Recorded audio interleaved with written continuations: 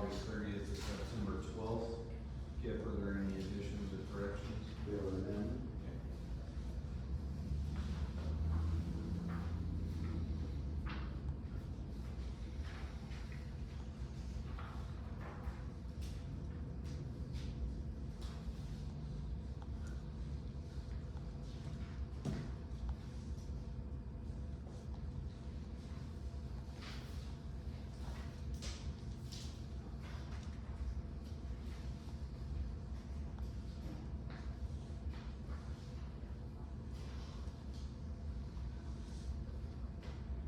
Make a motion to accept the accounts payable.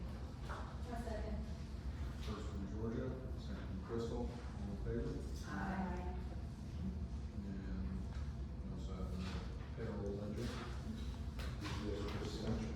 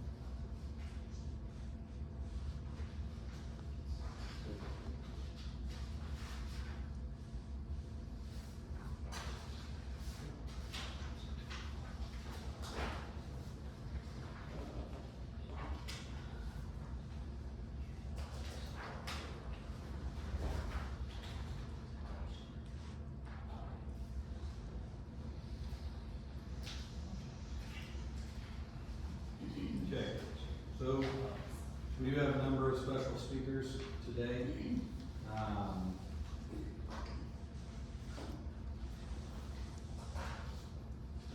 We'll start with Kim Kelly.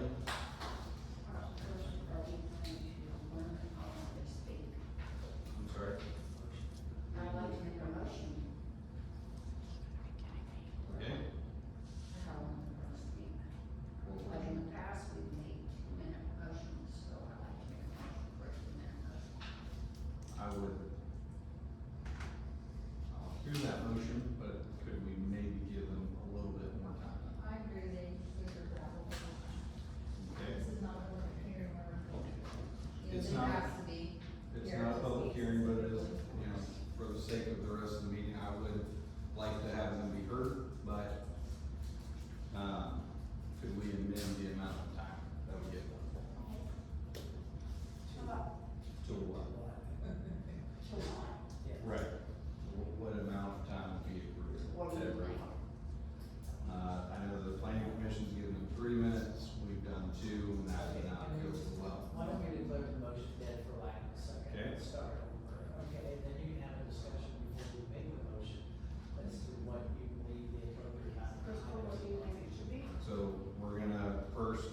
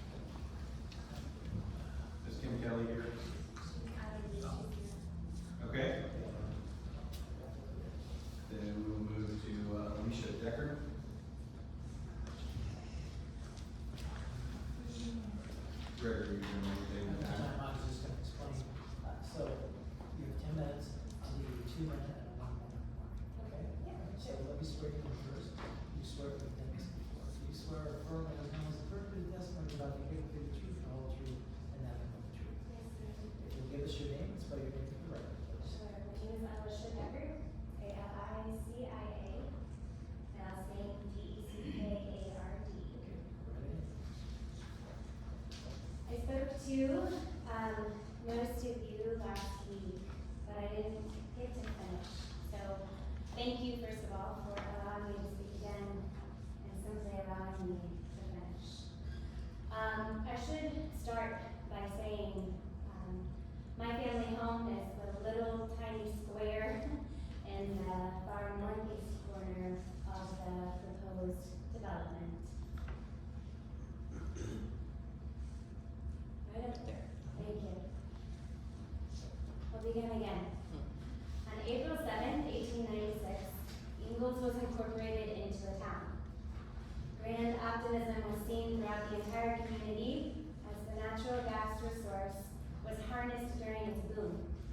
It was thought that Ingalls would outgrow Indianapolis because of its natural resource and higher elevation. The town of Ingalls had a unified purpose. Because of that, prosperity was felt by all. To best illustrate this, 2 years prior in the book, The Record of a Year at Ingalls, it was written, "A year ago there was no such place as Ingalls. Today it is a thrifty natural gas manufacturing town with 8 factories, 5 hotels and restaurants, 2 church organizations, both erecting handsome houses of worship, brick and frame business blocks, gravel streets planted with shade trees, brick sidewalks, handsome brick and frame residences, the finest railroad station in any town in Indiana, and a rapidly growing population, which is increasing daily as dwelling houses are being built." It's just about a decade after that writing that our natural gas resource began to diminish and evaporate. Because it was the town's sole source of prosperity, a once highly sought out community of residences, businesses, employment, and culture watched as its purpose evaporated too. Once again, we are in the midst of a boom. It isn't natural gas that is flooding our resources today, it is our land. And it is the people that surround that call it home. As towns surrounding Indianapolis continue to grow and develop, what if we did something radically different? Before we invited others into our town, what if we first invested in the land and the people that are already here?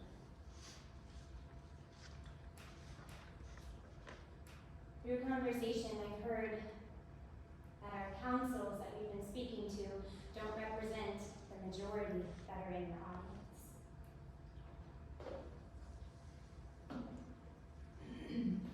Well, this evening, I stand to represent first my family and this entire community.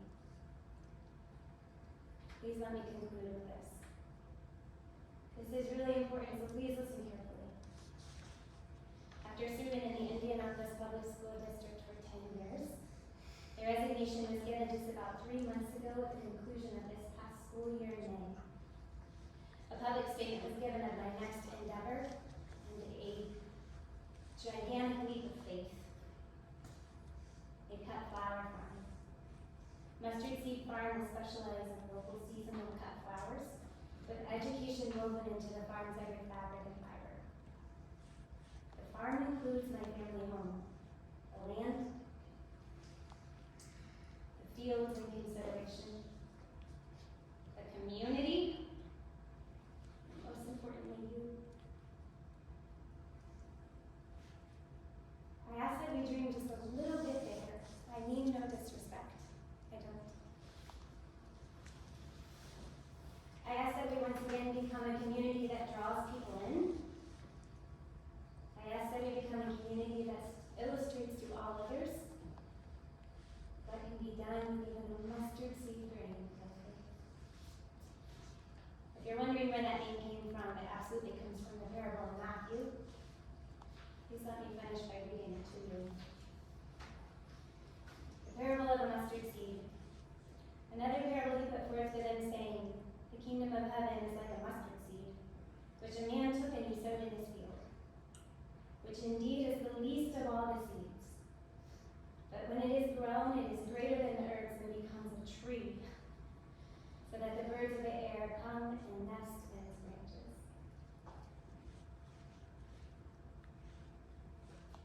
That land could be beautiful fields of flowers that invite into its surrounding.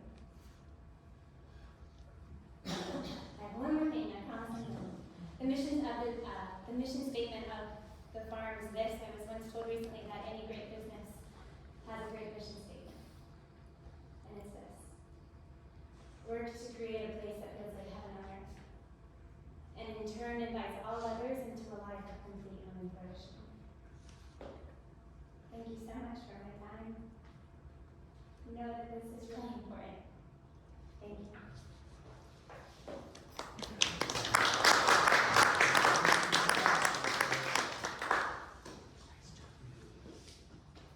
Next we have Andrew Hale.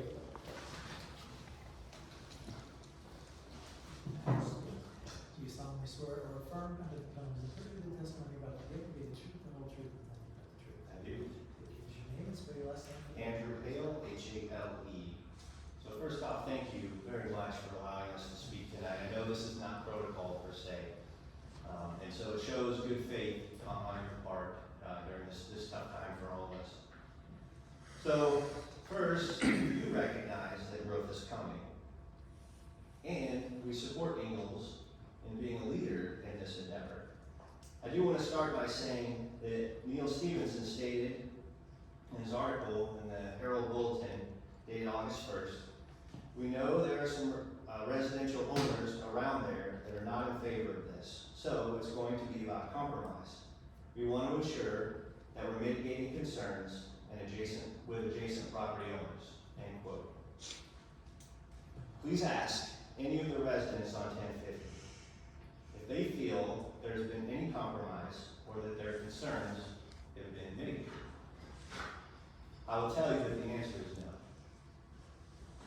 We have addressed the concerns of schools, buses, teachers, seats now and in the future, and what the Pendleton schools are going to look like. We've addressed fires and the materials. I appreciate the support, and we know that South Madison has the best fire and EMS and police around. We know that. We're concerned about them and their long term. Traffic, current conditions, damages that are already an issue, the crashes that we've had, etc. The safety with speed and kids along 1050. We've addressed infrastructure, power, sewer, the water project and its environmental impacts. Madison County Code requiring new homes to fit in with the existing property. The concern of rentals overtaking the community with management companies possibly even from foreign nations. And the future values of this property and the property surrounding it. We've asked for compromise and HOA percentages of rental property. We recommend 10%. We ask that you demand high standards and quality from your builders. We've asked about zoning, an R2 zoning versus R2, meaning, if I'm incorrect, please correct me, but 0.364 acres per home. So not in town Ingalls, that is for the county. Okay, so the county standard. Yeah, R2 would be multi-family residential. Okay, so the county standard in R2, basically, to the point that I made last week, if revenue is the concern, you can put five $200,000 homes or two $500,000 homes, and it's the same revenue. So just spacing things out a little bit. We've got some good friends in the real estate community. Vinyl siding is always a hot button item. The long-term value of those homes is not proven to be good. The vinyl does fade. Now there may be some new vinyl product out there that's better than the old, but it's not a good product to have for long term. Pendleton has high standards. They make it mandatory to use hardy plank. There's a new subdivision that's been proposed off of 67 with 81 homes. We want you to be the better option for those that want to move out here. We recognize any builder should build to the quality that you all direct. However, D.R. Horton and 5 Star do not have a great reputation in the real estate channels. There are better ones out there that have great reputations and can make this a desirable place for everyone involved. We have been told that 5 Star and D.R. Horton is the way Ingalls is going. planning commission has never expressed an interest in looking elsewhere or explaining why. So, we understand that it's not as simple as just picking someone. But what we're doing as a group is we're actively seeking different developers that can come in and give propositions for this land. It's okay to let this developer go. Unless there's something legally that we don't know about, I think let's not let our time, our personal time, and our investment in this be the deciding factor. But I think there's a better way. We've shown up to every meeting and hearing and expressed our concerns and given suggestions of a better way that is actually compromised. I've yet to see a single person come and speak in favor of this or seen support elsewhere outside of the planning commission or 5 Stars representative. That doesn't mean that it doesn't happen. I just haven't seen it. Additionally, there's still some uncertainty about land ownership that is being investigated by a title company, but I'm not in place to speak on behalf of that family. Mr. Brian Wignall, who's Vice President of Wignall Group, part of Tucker Real Estate, is very attuned to the markets and developments. He has offered his consulting to the Planning Commission for no charge. If you didn't know that, it's my apologies because I didn't express that last week. I ran out of time, but he will do it for free. Additionally, as I said, our group is actively seeking developer options to bring to your Planning Commission. We believe that if given more time, we can help you find the right fit. All that said, we respectfully ask that you deny or postpone this ordinance and work with us to make this opportunity the best for Ingalls and the surrounding community. Please, let's slow down this train, work with the people, and let's do it the best way together for Ingalls. Thank you very much for your time.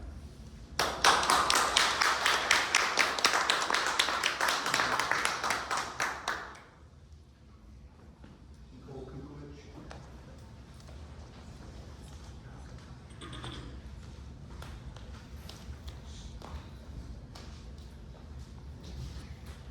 Do you swear or affirm under the penalties of perjury that testimony you give today will be the truth, the whole truth, and nothing but the truth? I do. What's your name and spell your last name for the record? Nicole Kukovic, Kuckewich.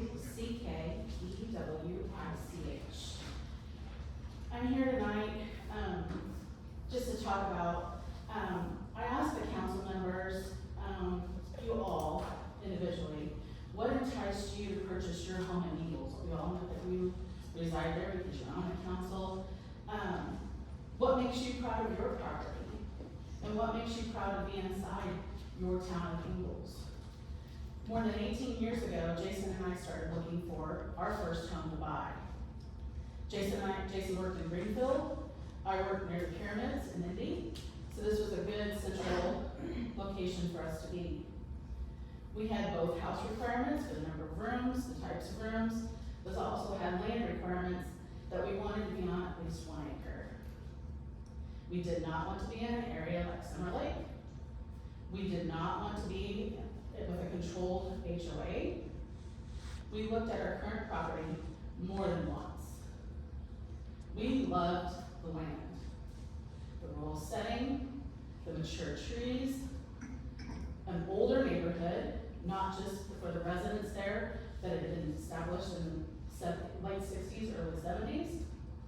It's a quiet neighborhood. We're on a dead end. And we were told that the area lining the south and east sides of our lots could not be developed due to runoff designation. The land and the area are what sold us, not the house. I really don't like the house, quite honest, but we're there. We are proud of the property and everything over the past 18 years that we have done to make it ours. There's a story behind every tree. There's a story behind everything that we've done. There's a story behind the fact that we don't have electric lines that go to our second lot any longer. We got those removed this summer. There's a story. And that's us. Jason's from Terre Haute. I'm from a small farming town in Illinois. We have absolutely no roots here, nothing. We came to this area because of the land. for the past 6 years. For the first 6 years we lived in our house, we never went east. We didn't have a reason to. Everything that we needed was in Greenfield and in Noblesville and Castleton or Fishers. I don't know that we ever really did go to Anderson, Tennessee, or Ingalls. We didn't need to venture out that way.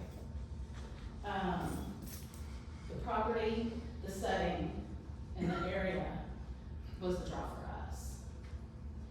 Ingalls is considered a lower income area.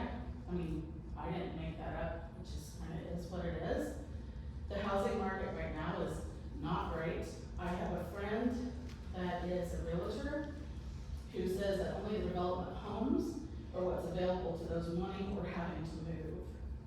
Saying that a $350,000 house is a starter home is actually kind of funny to me, because there's no way Jason or I, after all of our years in business, can even consider a $350,000 house a starter home. My realtor friend said people are not asking for a third of an acre lot between two identical houses to their house. They're wanting land. They're wanting something unique. And they are settling for these developments because there's nothing else available.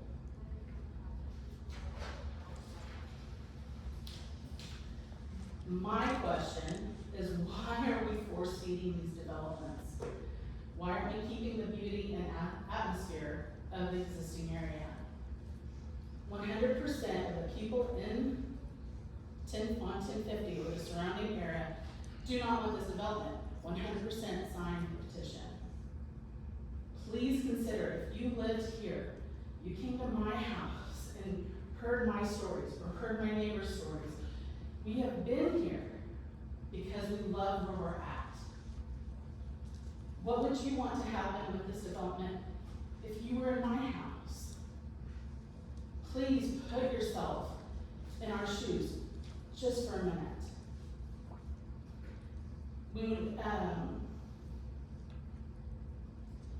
It feels like in these meetings, and we've only had 5 or 6 weeks to really absorb this and to do anything with it.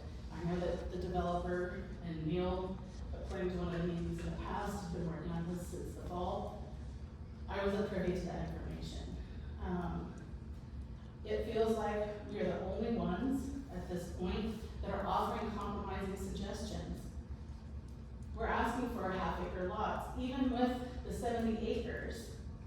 That still gives 140 homes. At $350,000 each, that's $49 million in revenue. Have the option for the buyers to purchase an adjacent lot as well. That's what happened with my property. That's why I have 2 lots. Back in the 70s, that was what was done. Wildflowers planted instead of grass to encourage pollinators and to cut back and eliminate the regular mowing, watering, and fertilizing that typical turf lawns need. It saves time, it saves money, and it promotes a better ecosystem. A general online search gave me these as alternatives to retention ponds. I was told online that, well, this is the way that subdivisions are these days. Retention ponds are what's in. There was no need for any search for alternatives. Dig a swell, dig a swale, construct a dry system, grow a rain garden, build a berm, route water into a dry well, or lay pervious paving. And I can explain all those if you'd like detail or just look them up online. We ask for the council to take their time to truly read and understand the materials presented to them. I've been informed that you guys don't get a lot of the material, if any, at all before the meeting. Just read through it, understand it, ask questions. That's what we're trying to do with the information that's been presented to us this past 5 weeks. It's okay to vote no. It's okay to ask for a postponement. It's okay to follow your gut feeling that says this isn't right. And it's okay to be the only one doing so. If you wouldn't want this happening near you, then we kindly ask you to vote to either deny or postpone this development. Thank you.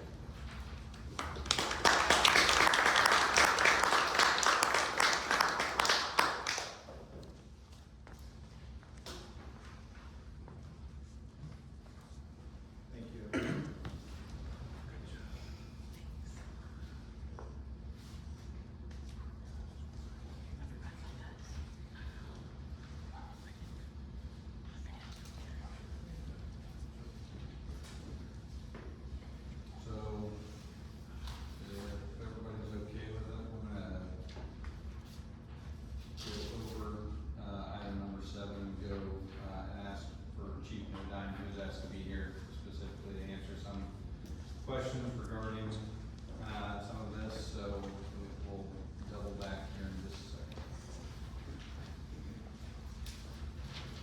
Good evening.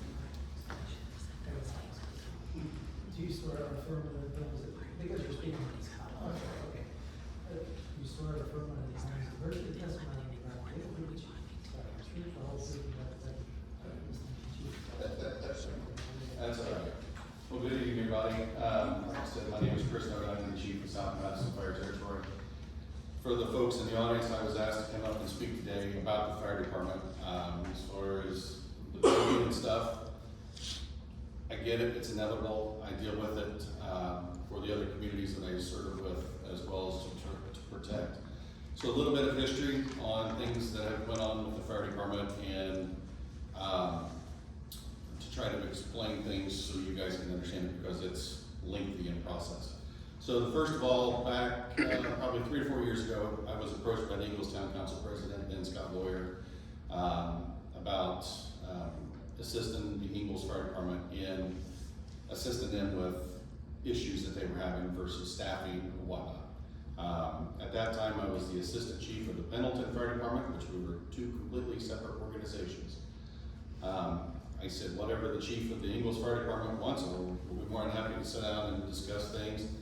I know Seth Smith real well. He and I have got a great relationship and everything, and we had a lot of conversation about it. They, at that time, were struggling to provide 2 people to staff 1 ambulance here at this fire station. And it was a struggle for him, and he knows it, and he conveyed that information to me. Time progresses, the township trustees that was under Pendleton, at the time, Fall Creek Township trustees, I believe Greg was involved in this situation, Green Township trustee, came to then Fire Chief Jeff Moore and said, we need to do a fire territory. So what a fire territory is bound by state statute, is governed by a board of directors, basically, if you will, that the fire chief answers to. So it's kind of like the town manager answering to the town board here at Ingalls. With that being said, what constitutes as a fire territory is multiple entities, which could be made up of cities, towns, townships, local governments. And at that time, we decided that it would be in best interest for financial reasons, because we become a taxing entity at that point. So now we are not a volunteer fire department in Pendleton, we're not a volunteer fire department in Ingalls. We became a taxing entity. We're like the school systems, library, that everybody else collects taxes. So we've got a pot of money, well, we just become a part of that pot of money as far as the fire territory goes. There is a fire district that the state of Indiana recognizes also, and correct me if I'm wrong, but I believe it is ran by the commissioners, correct? And it's ran by the commissioners. So the fire department would not answer to the board of directors locally, they would answer to the county government. So anything that the county would see necessary to do with a fire district, it would have to come from them. So my bosses would be the county commissioners if we chose that route. Several public meetings happened. January 2022. We had to have 3 public meetings to form a fire territory. Those public meetings were held at the Pendleton Fire Station. Those involved to make up the fire territory were Fall Creek Township, Green Township, and the town of Pendleton at that point. The town of Ingalls was left out. It was purposely done by us, no disrespect to them, but what happens is once the fire territory establishes their budget to the Department of Labor and Government Finance, the DLGF, we cannot change our budget. The only way that we can change our budget, if I believe it's a 6% growth, maybe 8% growth, I'm not for sure, 6% growth, then we can petition the DLGF to reestablish our budget, because it's all based on the assessed valuation of everybody's homes throughout those entities. So we decided to leave Ingalls out because we know that the growth was coming. We didn't want to establish our budget to the point of where in 2 to 5 years, all the growth coming in, and we're like, okay, we got a budget of maybe $1 million to provide staffing. Well, that's probably 3 to 4 firefighters, and then all these additions, growth coming in, not just to here, but to southern Madison County as a whole, then we would be handcuffed to not be able to do anything as far as increasing our manpower or our services.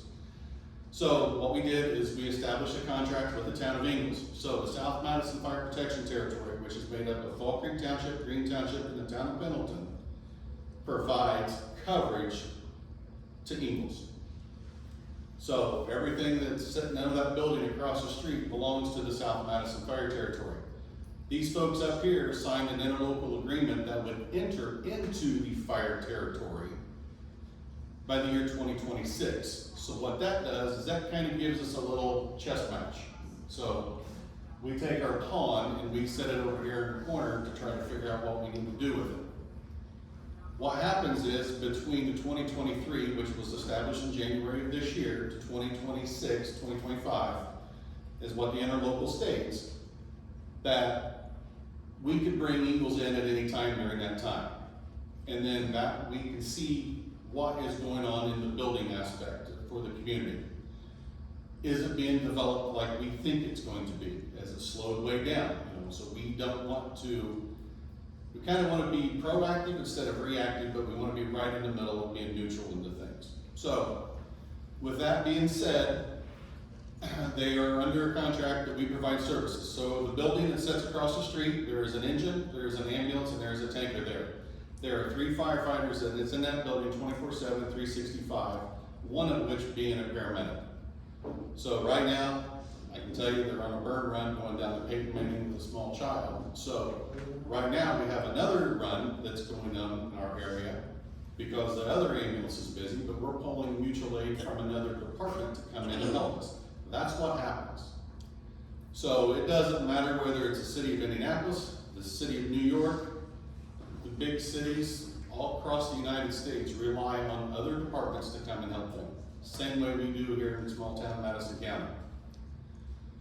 So with that being said, what is happening now is we have been asked to expand our fire territory by potentially bringing Adams Township. So Markville, Adams Township is a fire territory themselves. They're made up of 2 entities, Markville and Adams Township, with our 3 entities, Pendleton, Fall Creek, and Green Township, and then eventually bringing in Ingalls at the same time. So they're going through the financial studies to figure that out. If those numbers are where we think they will be, then we will have public meetings in January, February, and March of 2024 to establish a new fire territory, if you will, under the same name, to allow us to grow. And that would be probably another 24 to 26 firefighters that we would put on full-time staff. Currently, right now, as we speak today, there are 5 full-time firefighters, I should say 5 firefighters and EMS folks working every day. 3 here, 2 at Pendleton. We still have about 30 people on the roster that come from home for Pendleton that we can call on any time. So there's an accident out on the interstate, for example. So we get an accident out 13 to 69. The ambulance from this station goes, the engine and the rescue from Pendleton goes, and if it's something serious, the other ambulance goes. And we have enough staff from people that come from home still to bring extra apparatus to us. Now, I will tell you that volunteerism is dwindling very rapidly, not only in this community, but in the United States of America. Nobody wants to run into a burning building for free. Nobody wants to carry a gun and a badge for free either. They all want to get paid for it. Just because of the nature of the beast and where we're at nowadays in the world. So, we have applied for a grant through Federal Emergency Management Agency, through FEMA, it's called a SAFER grant, that allows us to potentially hire 6 firefighters and keep them for free for 3 years. After that 3rd year, then they become part of our roster and part of our budget. When we established the fire territory, we did a 3-year phase-in budget. So we know that our staffing full-time, year 1 was 12 people. because that's what our budget was. So we had to work the numbers because we still had volunteer people. Year two, that number goes up from 12 to 24. Because we got an increase, we did our budget increase, so basically it's a $6 million budget. Those numbers are plus and minus. Then in year three, we could add up to 35 total firefighters to staff both stations. So we had a plan set in place to potentially combat this growth that is happening, not just here, but Pendleton as well, the unincorporated areas of Green Township, the unincorporated areas of Fall Creek Township, even Adams Township.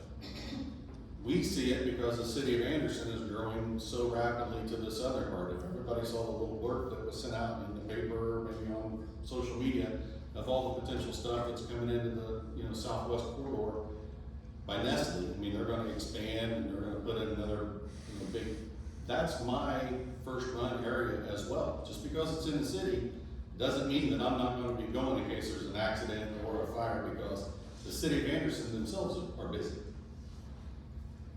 So it's a real convoluted understanding on how fire territories work, because we are a taxing entity. We took it upon ourselves to do it. Yeah, I could have hired 35 January 1st of 2023, but what does that do to the school system? What does that do to the libraries? It takes a huge impact on them because I take their taxes. I didn't want to be, lack of better terms, I didn't want to be stingy with that, so we decided to phase that in over the course of 3 years. Now with Adams Township and Ingalls coming in, Ingalls was still coming in, so they were part of the grand plan from day one.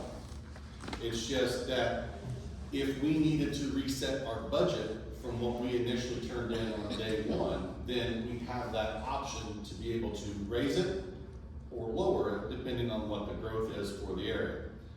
So if we set our budget, we'll just say $10 million, just we'll do round numbers. If we set our budget and the fire territory goes from Adams Township, Markville, Fall Creek, Green, Pendleton, Ingalls, I can't reset my budget until the 6% growth is met. It's the only way I can do that. And the only other way to do that is to dissolve the territory and bring somebody else in. Who would that be? Would it be Vernon Township? Would it be the city of Anderson? Would it be East Madison territory, which would be the town of Chesterfield, Richland Township? Would it be the town of LaBelle, Stony Creek?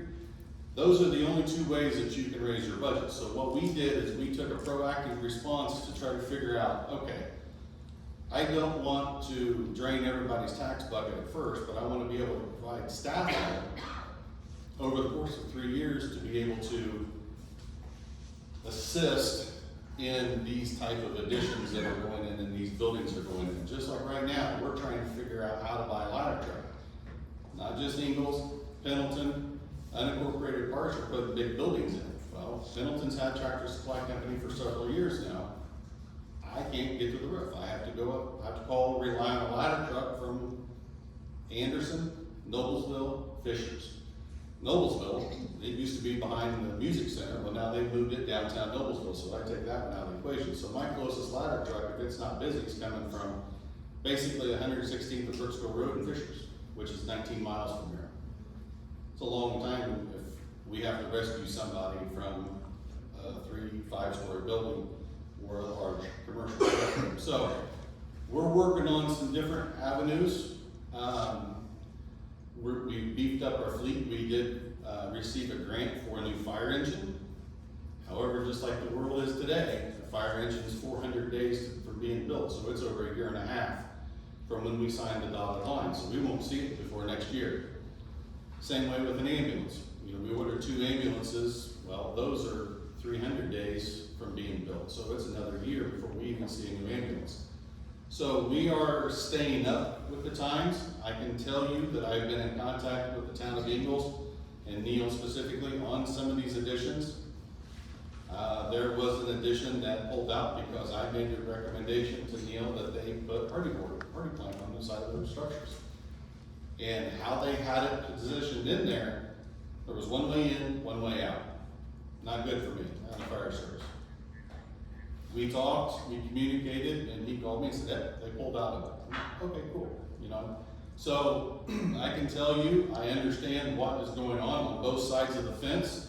I understand the need for the growth because it is taxes coming into the community to provide police, fire, education, the schools. I get it, they're looking to do some things as well as far as the school systems goes, but they have transfer students that come in and the school system can actually say, nope, no more. And they can actually take those those kids, and they can be sent back if they need to. As far as the fire protection goes, and EMS protection goes, we have a plan that was established last year. It took effect this year, that we know that we got 12 full-time firefighters this year. I've got a roster of 52 people. 12 of those full-time and the rest are volunteer, what we call part-time, they come from home. Then next year, we're looking to hire potentially 18 more. If we get the grant, that's gonna be another additional 6 people to those 18 that we're gonna hire. And then we're hiring a little bit more in 2026 if we need to. So I, as a fire chief, understand. Do I sleep well at night knowing that the growth is gonna be here? No, it's inevitable. I get it. But I can tell you, as far as the fire and EMS and even working with the law enforcement, we see it coming. We are preparing for it, whether we like it or not, whether I like it personally or not. But I have to protect every one of those homes up there just the same way as the ones that are already in existence, whether it be by fire or EMS. And I can tell you, the way that everything works nowadays is, if we need help, Vernon Township's coming, Fishers is coming, LaBelle's coming, Adams Township is coming over, the city of Anderson's coming down, if we need help. So there is coverage, we won't go uncovered. I can tell you from the standpoint, I wanna pat myself on the back and gloat a little bit, but we have never missed a run, or we've never been second dispatched to get out the door for a run. That's one thing that I set myself higher on, and I harp on my guys, is like, you get a call, you are already behind the 8 ball. The only thing that you have working for you is time. Well, when we get the call, we're 3 or 4 minutes even behind that, so we can't make up that time. To know that, to position of a new fire station potentially down the road, we get that, we understand that. I'm looking for that right now, to try to figure out where is a good spot to do that. Is that building over there conducive for 5 firefighters? No, it's not. It has 1 toilet, 1 shower, and I have 3 guys sitting in there right now. The living quarters is decent. These folks did great to provide the living quarters for us to do that. But we need something that's a little bit bigger. If the growth is coming, we need to have something a little bit bigger. Now, it's not to say that I'm gonna get rid of that fire station and move everything out of it and turn it back over to the town. No, I'm not doing that. It may come to that, yes. Depends on where the fire station is going to be. But I can tell you, I don't have it in my budget right now to pay $30,000 for an acre of land. And that's what an acre of land is going for right now, roughly. So, and I need roughly 3 to 5 acres. So that's a huge price tag in the capital expenditures that the fire department has to figure out how to do.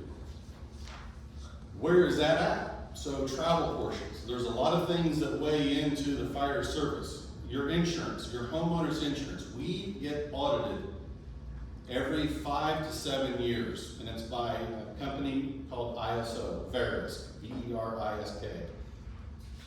The Insurance Service Organization, ISO, they audit all fire departments throughout the United States of America. They provide an independent study. I mean, they literally come in and say, how many feet of fire hose do you carry on the truck? How many ladders you carry on the truck? How many nozzles you carry on the truck? What's your staffing like? How many gallons of water are in your truck? What's your response time? They not only audit the fire department, but they audit the dispatch center. When you call 911, clock's ticking. It's recorded. It doesn't matter if you're on a landline, it doesn't matter if you're on a cell phone. When they pick up, that's traced. That time is traced. So they get audited on how fast they answer the phone, how fast they dispatch it, how fast we get the call, and then how fast we get out the door and we go to the scene. All of that is taken into consideration. Right now, the scale for ISO is 10 being basically no fire department at all, is a 0. And a class 1 is the best fire department there is. So Las Vegas, New York, Indianapolis, Wayne Township, those are class 1. We're right in the middle, we're a 5 and a 5X.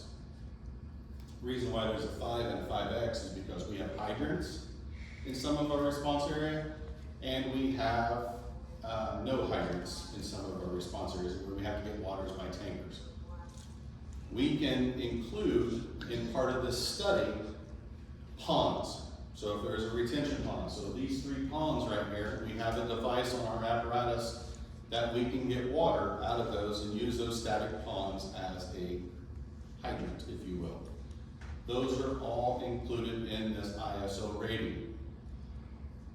Part of the ISO rating is drive time.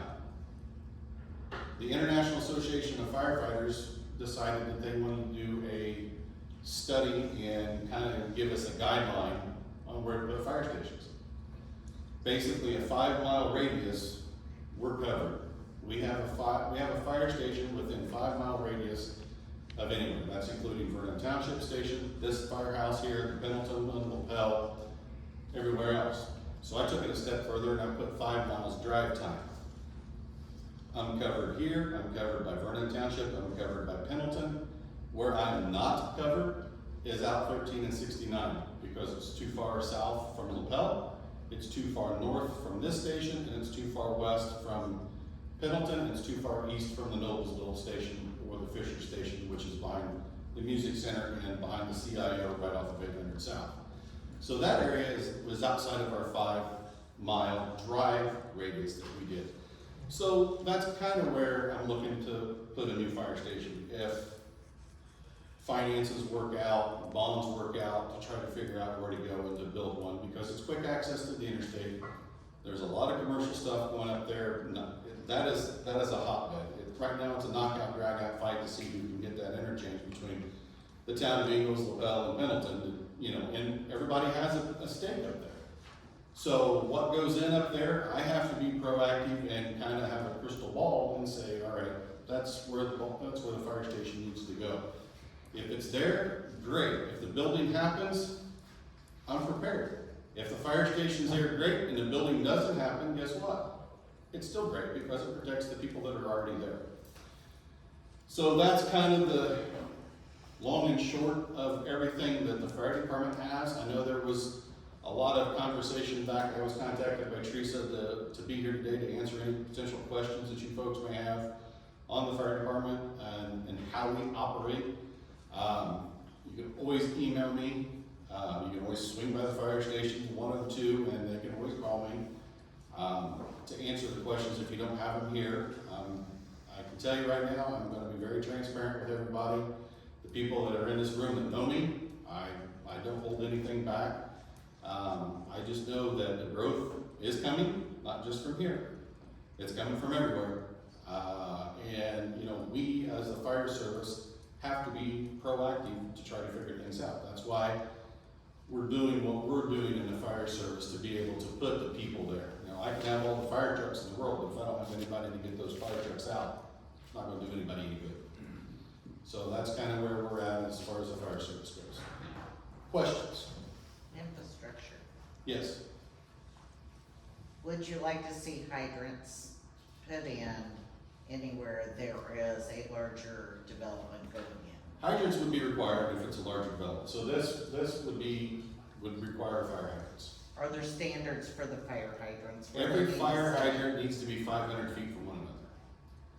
How far off the road?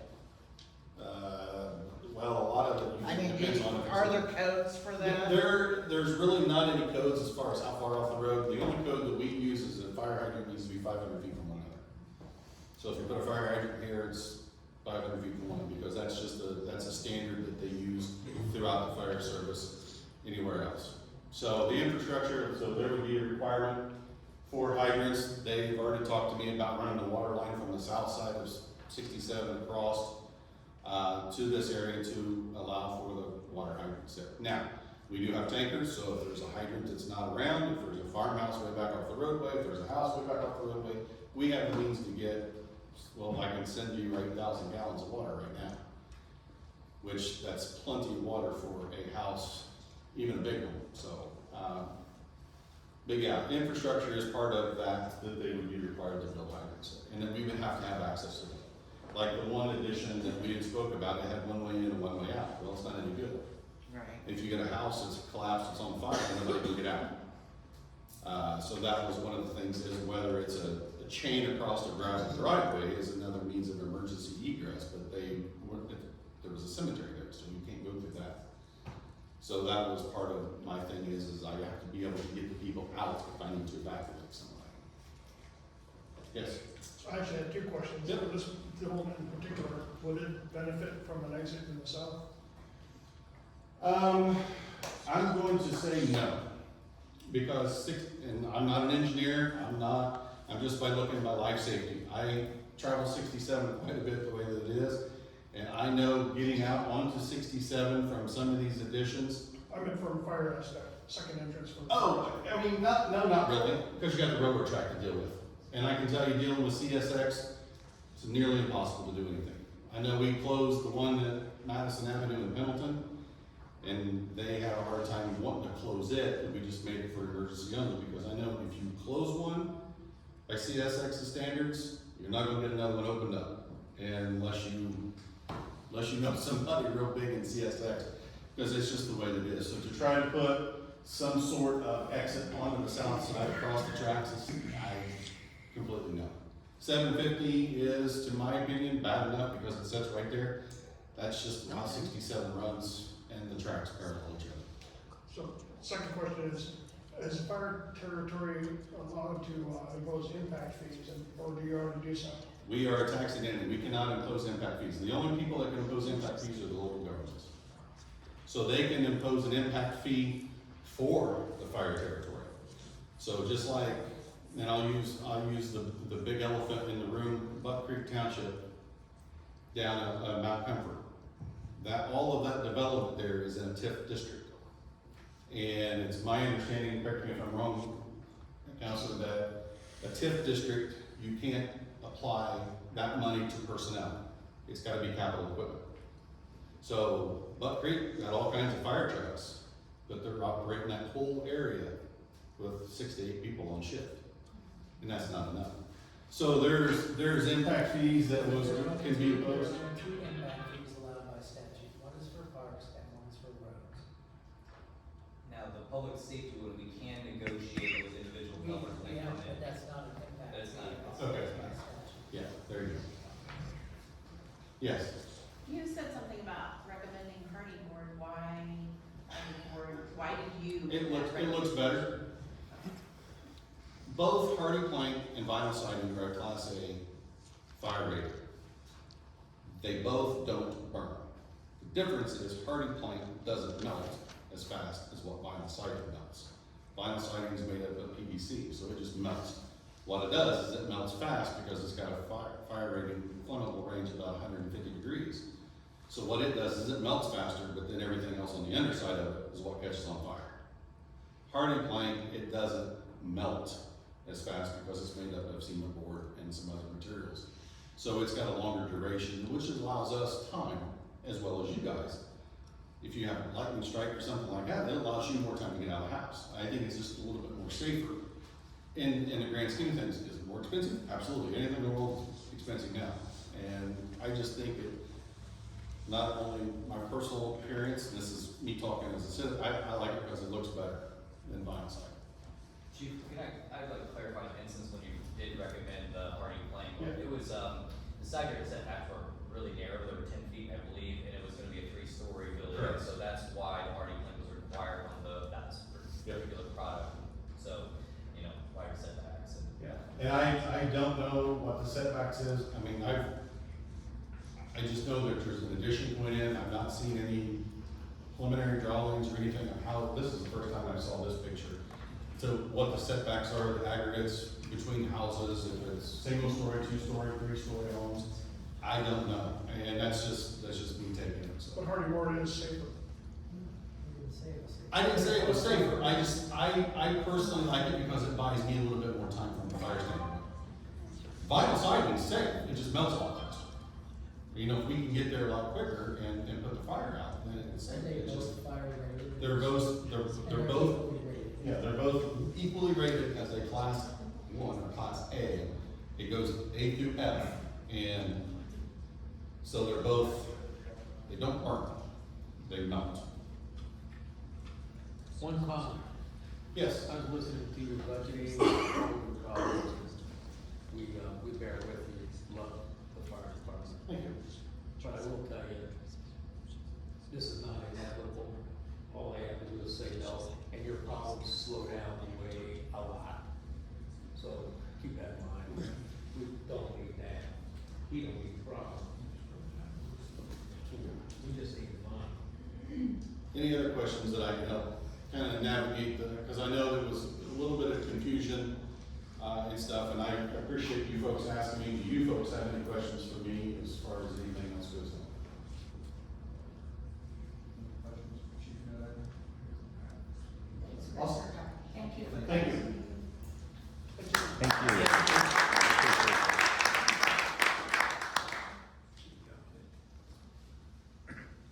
Bring back item 7 on the agenda, we have, ordinance 091123 with Corey, P. Yes. We have a motion to read by title only. It's, first from Melanie, second from Georgia. All in favor? I'll be happy.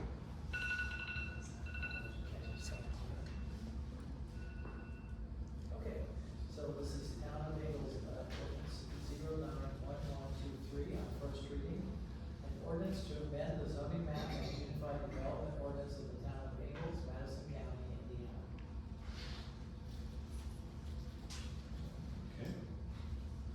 And I was asked earlier if we would do a roll call vote on this. We want to hear from the petitioner, Right. I would like to, I have a question. Sure.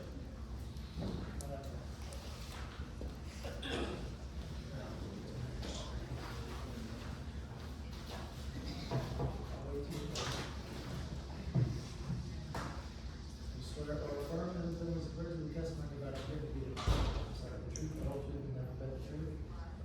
Yes. Okay, give us your name, and you'll have the same 10 minutes as the other senators. I If you need need that. slightly more than 10 minutes to So address we're gonna that. have to modify it to 10 minutes. Okay. Well, I'll go over real quick with the changes that, we have, from the last time we saw this. One of the significant changes is that we have increased the side yard setback aggregate to 14 feet per Neil's request. Because of the math, and the size of the product, the house that was gonna be on the lot, that also required us to increase the size of the lots, that we have, so they're all, 54 and 64 feet wide now, because we had 50s and 60s before. We've made some other changes, but I think those are the most relevant. I'll come back and cover some other ones if I have time, if there wasn't these other issues. So as the chief pointed out, and Neil also echoed, for the fire protection, the town of Ingalls pays an interlocal agreement for the fire protection services that it receives. This property will also be assessed and paid into that fund, on an assessed valuation basis, but on top of that, Neil has, negotiated with us a kind of voluntary fire impact fee, for public safety impact fee. And the purpose of that, the very first meeting I had with Neil, he said, look, he said, I need some public fire and I'm gonna make you help. So, so I said, sure. We always like to support fire and police. In fact, my subdivision in Greenfield, I've named all my streets after fire and police members. But the net impact of that is there's gonna be an upfront cash payment, probably in 2 parts, because we'll plat in 2 phases.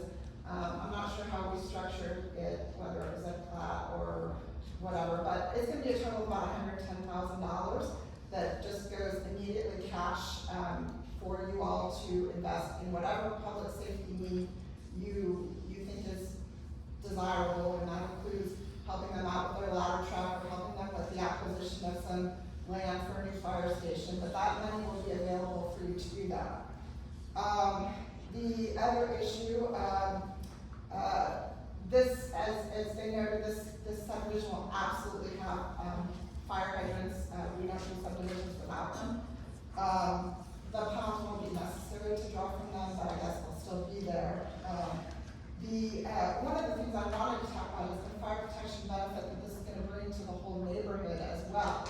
Because you'll recall, we're gonna be building a water main extension out, and that's actually another, Neil calculated the plan commission needed about a $600,000 benefit to the town, that we're gonna be building a water main extension that the town would be building anyway. It's on your radar list, it's on your priorities list of things to do. But we're gonna build as much of it as it gets to our subdivision.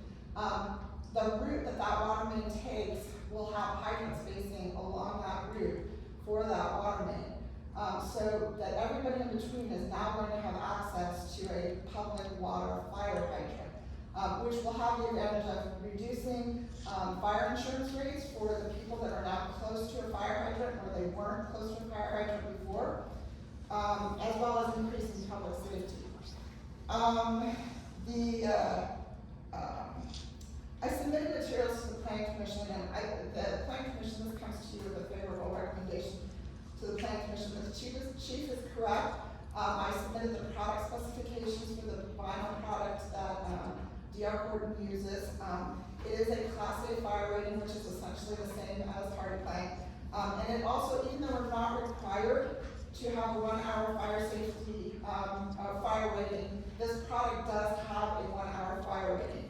The state building codes, and I went over them with the Planning Commission, requires that if you have a 10-yard side setback or greater, you do not have to have any fire rating at all on the exterior wall element. 10 feet, you said relax. Oh, sorry, 10 feet, sorry, yes, correct. 10 feet or more, you do not have to have any fire rated material on the exterior wall. When you reduce down below an aggregate of 10 feet, then you do have to have a 1 hour fire rating. We are greater than that number, but we are still providing a material that has a 1 hour fire rating.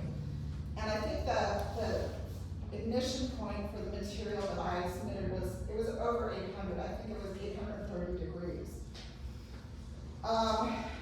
So I want to address some of the neighbor comments as well. And I'll start with Ms. Deckard. She said that you should first invest in the land and people already here. We like to think that's what we're doing. We are investing in improving this land. We are bringing utilities to this land. We are bringing a water main to everyone along the way. We are paying a public safety impact fee to help reduce the costs that would otherwise be incurred by the rate base or the taxpayers of Ingalls. We are also providing parking impact fees for our subdivision, which will increase the quality of life for the residents of Ingalls without, and actually, if it's anything like my county, the county residents use the city parks too, they just don't want to pay for them. And this will help fund, with again, cash infusions on top of the assessed valuation that we pay into the Parks Department. There'll be impact fees on top of that. And then I know that there's a road impact fee in the works.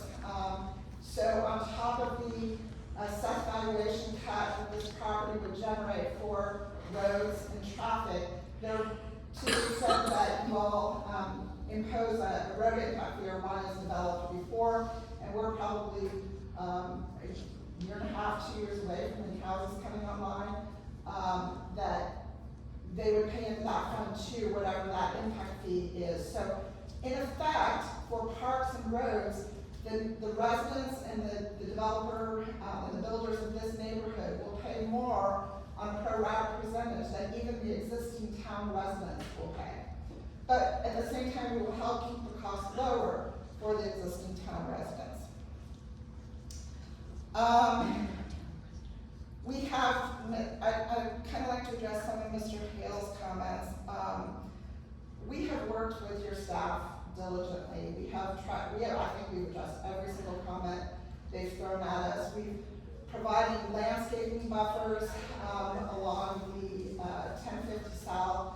We have specifically tried to buffer, and we've actually pulled those lots in up near the Deckard house. We've made them shorter, and we put more common area behind them so that we could buffer that yard. I asked Ms. Deckard's mother whether she would prefer a privacy fence or landscaping, and she told me honestly she preferred landscaping. So you can see that's one of the changes we've made in this plan. From the last time you've seen it, we've added some landscaping and some green space there to buffer that. And Mr. Hale raised issues with, I think I already addressed the fire and the traffic. 2 minutes. We are gonna have a traffic impact study for the planning commission. Neil's already ordered that.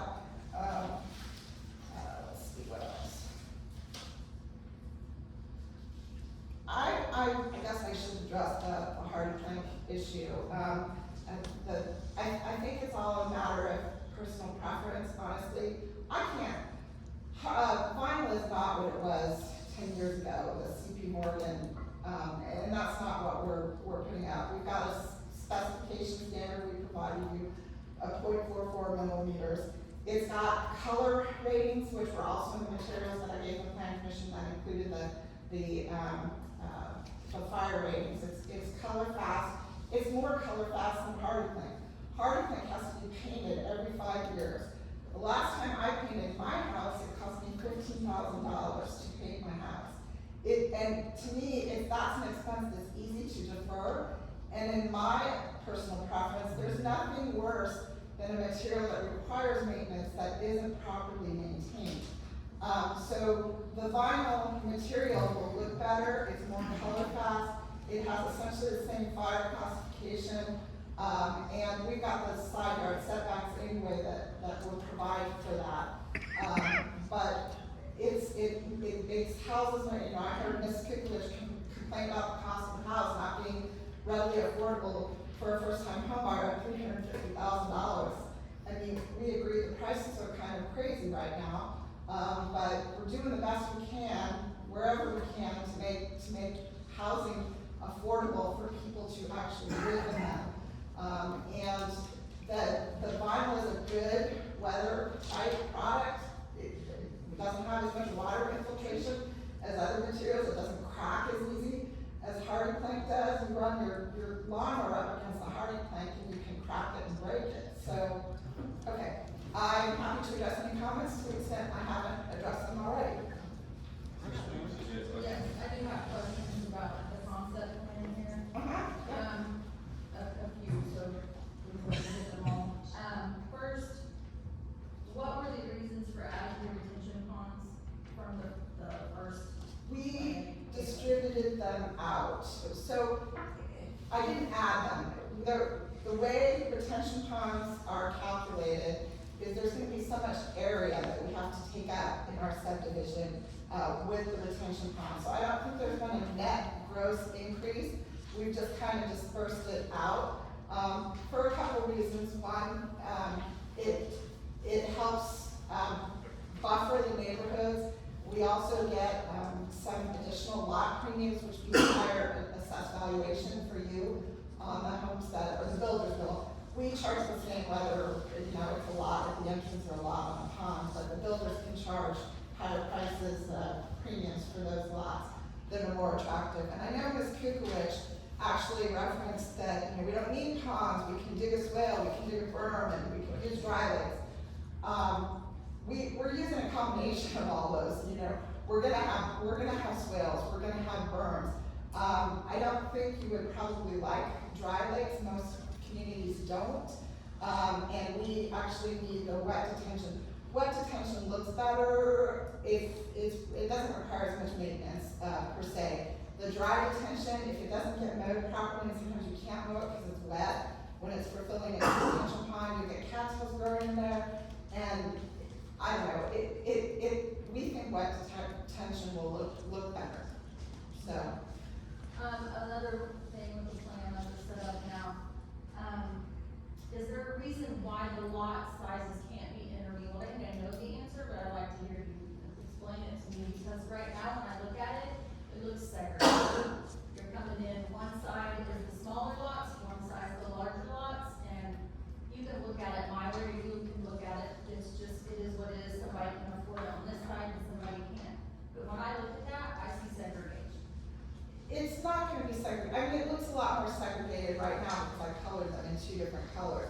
I don't think you're honestly going to be able to tell the difference, between how wide the lots are, on one section or the other. I can't, when I go in subdivisions, and I'm in this business professionally, I can't tell what's a 40-foot lot unless I actually go and look at the plat, or a 50-foot lot, or a 60-foot lot. I can't tell. The homes, D.R. Horton has 40-foot product and they have 48-foot product. They will be building both product on the brown lots. They can't, the map doesn't work to build the 48-foot product on the yellow lots. But to that extent, they will be interspersed because they'll be building some of the same houses on the same lots. There's just one product will only fit on that side. But it also allows us, and this is something that the town should recognize, I think, as a benefit. If we have 2 different builders come in, we could sell one section to another and another section to another builder. That would increase your assessed valuation absorption. They would come online sooner. You would get the tax revenue sooner. You would get the impact fee sooner. So it's usually an economic plus for the municipality as well. But I don't really think you're going to notice any kind of segregation between the 2 because the same 40-foot product that they're building in the yellow section will also be built in the brown section on some lots. As what you said with the builder, so I was pretty sure that D.R. Horton is the builder in this, and you're suggesting that maybe there's more than one? So I think I explained this at the first meeting that we had. We are 65% owned by D.R. Horton. We have national contractual obligations to first offer our product to D.R. Horton. So they would get first crack. They may say we want both. They may say we only want one section. And then possibly there could be another builder come in to build another section other than D.R. Horton. But they would have to pass on it before another builder would come in. Do you have a list of the builders that you use other than D.R. Horton? Well, currently nationally we do business with Pulte and Lennar and a bunch of other builders. Currently in Indianapolis, D.R. Horton is our largest customer, and we have only built for them so far, although that may be changing at some point. I don't want to mislead you, but right now we're not doing any projects for anyone other than D.R. Horton. And one other thing, as far as D.R. Horton goes, can, off the top of your head, and I can do my research on my own, I just haven't gotten that far yet, but are there, local, developments that have already been established, and I mean fully built out, that you could, I could go drive through and see the status of what these homes in the neighborhoods look at this point, after full build out? What do you mean by full build out? All the homes are built, all the lots are. Well, sections have been built. Just down the road in Fortville is Mount Vernon. I'm talking more like they've been built out a couple years. So, how long has D.R. Horton been in business? D.R. Horton bought out a local developer, and they've only been building houses in the Indianapolis market as D.R. Horton for 5 years. 5 years. Yeah, 5 years. So, and that's kind of really a development timeline. I mean, Mount Vernon is pretty close to being built out. We're on section 4, so sections 1, 2, and 3 are already built, and that's just down the road from you. And then we were the developer on Mount Vernon as well, and they were the builder. They have other projects around where they've been the builder, but we're not necessarily the developer. There's that. I'm trying to think. They're building all over. You can look in their website and they'll tell you what communities they're building at. Twin Lakes in Shelbyville, I think that one's done. But they didn't start that project. They came in and finished a section that another builder started. Just like Terry Glenn. I don't know. Stated in the last Tuesday's meeting, that's what you You say, And we started very well. Well, they are building in Carrot Glen, that's not a four-star project though. right, they took over from the builder there, right, okay. Mount Vernon, that's the one that's close by the Mount Vernon High Yes, School. yes.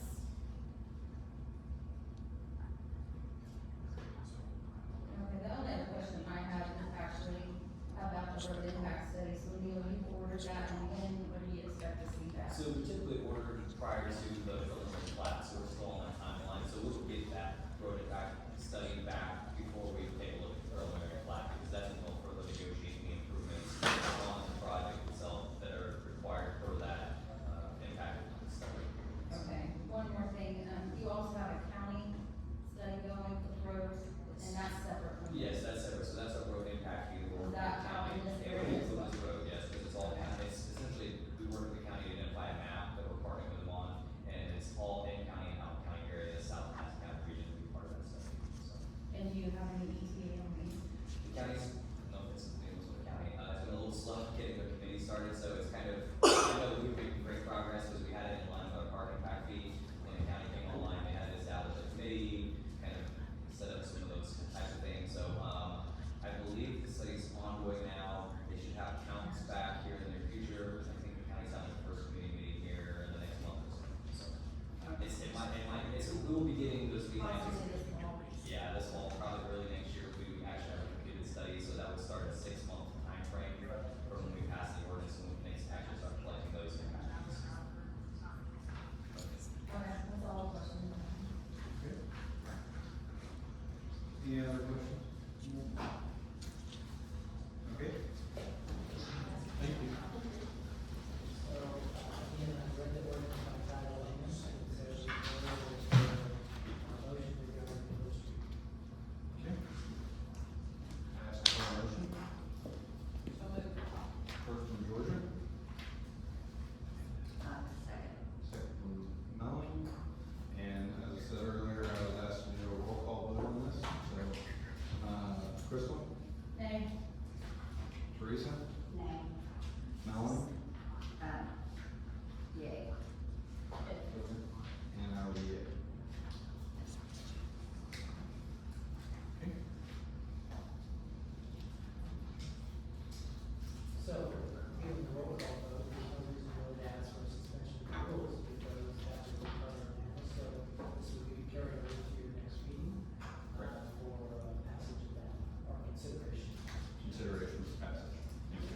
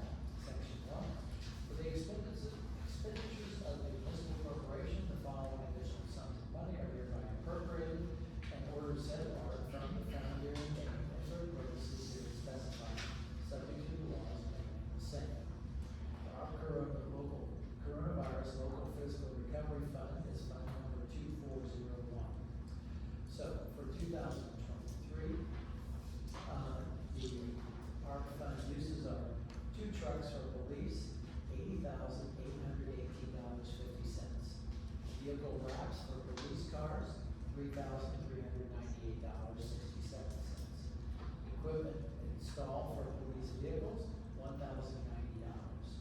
Docking station for police trucks, $1,131.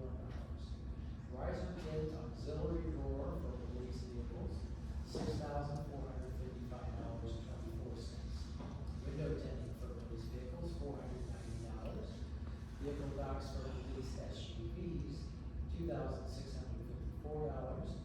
Vehicle wraps and equipment installation, $79,036.61. Half of salt truck purchase, Ford F-350, $31,297.25.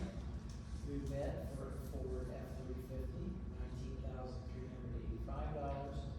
One half of Bobcat purchase, $40,000. Partial share ladder truck for fire department, $40,000. Matching share for Oprah stormwater grant, $200,000. Section 2, this ordinance shall be full force and effect on after passage and publications prescribed by law.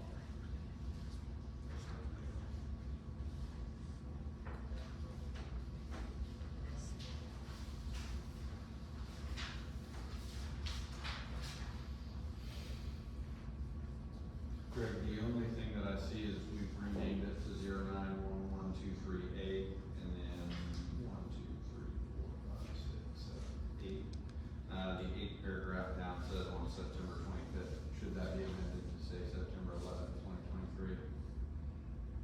Or is No, that we when won't pass that- it until the 25th. We're not gonna pass it until the Yes. 25th. Okay. Yes. Just making sure. No, that's all fine. of us. Okay. That's good. Okay. So this is an amended plan, to do an appropriation that we talked about in our last meeting, based off the recommendation from Mr. Valentine, and Neil's study on the matter that we, that $40,000, partial share from the town of Ingalls to the fire territory, and then the commitment for the override. Correct. Everything else has already been completed, so this is just the amendment of that portion. I ask for a motion to approve.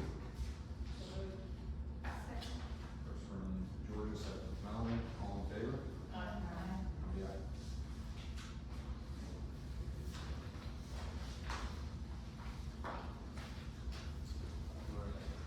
Bicentennial, Mascot Bicentennial Legacy Grant, I applied for a grant for $2,436.68 for park benches and bleachers for the basketball and football court, just once they're painted. This is a 50/50 match grant, so we do have the funds, secured in the park fund for the remainder of the matching grant if we do get it, so. My board economic community development council grant, we have spent, $1,104, $3,000 was, we were awarded for that grant. Purchased 6 evergreen trees we're planting on Friday, adjacent to the basketball courts in Aaron Park. There's no funds to be put towards the retaining before, when we get that scheduled. Park signage and hours, so Carl and the chief and I have been working on park signage for the new, courts and skate park. So we have a discussion on, what we want those hours to look like. We have had some complaints about, kids playing on the courts a little later than they should be. Current park hours are set for, dusk, or dawn to dusk. I don't know if Chief, are we still here? I don't know if I know the restrooms on this facility over here are open from 8 to 8 p.m. I don't know, I just wanna make sure that we're doing something that's consistent across the parks and across the equipment. I don't wanna have the basketball goal close at 8 and then have the park close down at 9 or 10 or something like that during the summer. So, it just is a discussion we can have about how our operations. Do it does.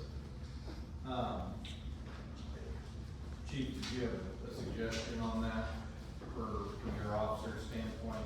Well, we had talked about 8 to 8, but in our staff meeting we had this week, Carl made a good point that in the summer, you know, we kind of ways to have that and have 3 hours left. So 8 to 9 would be acceptable. Okay. Is that something? That'll allow residents to sleep. No, the courts aren't letting, so, it's hard to, on daily, say, how many hours per day, it's just hard to plan an hour whenever you got so much sunlight and so on, but, yeah, so I think we're okay with whatever the council wants to do on that, so, I agree.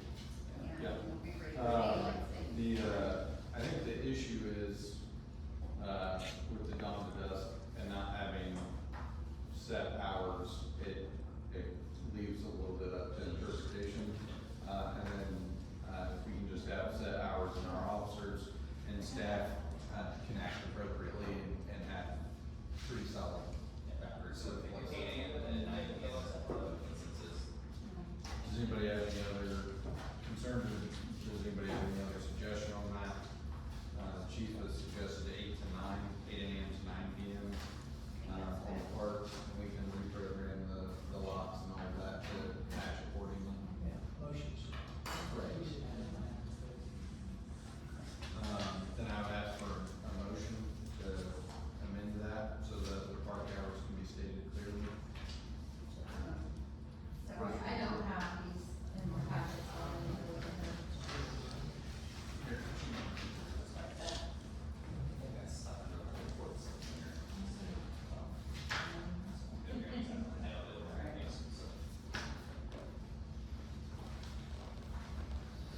So the motion is to establish park hour operations meeting, We have a first from Melanie on that. That's what we meant. I was looking at Melanie. The first from Georgia, a second from Melanie. You did say 8 to 9, right? 8 AM to 9 PM. Aye. Melanie? Aye. Yeah. Interstate signage, so RDC approved contract for ISS signs on I-69. We'll work forward that, and keep you apprised of how that moves along, which is permit for that. I've also reached out to Purdue Extension regarding the road safety audit, along at the intersection of, County Road 750 and, 03667. I personally have seen several accidents on location, so I know it's a problem issue. Unfortunately, it is an NDOT, intersection, so we will have to work with NDOT. The good thing is if we can have a road safety audit done or approved for this location, that could potentially lead to LTAP funding, we could look into, and then that would maybe spur NDOT to make some, action a little sooner than they would originally, because when I talked to them, they have no plans to address any of this intersection, or any of this stretch from 67, since they just resurfaced it a few years ago, until 2028 at the earliest. So, again, it's one of those things where we have to work with NDOT, it's their facility, but I think we can try to do what we can, what we can, and see if we can move that along a little quicker, so, You said 2028, yeah. So, even though we had 4 It's- accidents in the last. NDOT only operates when something's warranted, so when they have account show, which I think they do this annually, or if, they have a complaint, they can look into it, but again, they're going to, take the time, I think we know with, County 800 and 013, it's just, state agencies are a little more difficult to work with, just the timing is a little longer on some things, but, yeah, NDOT, they, they have limited budget for most of this too, so if they just pay the stretch of road, they're not gonna look at it again until their timeline says that they can look at it again, so.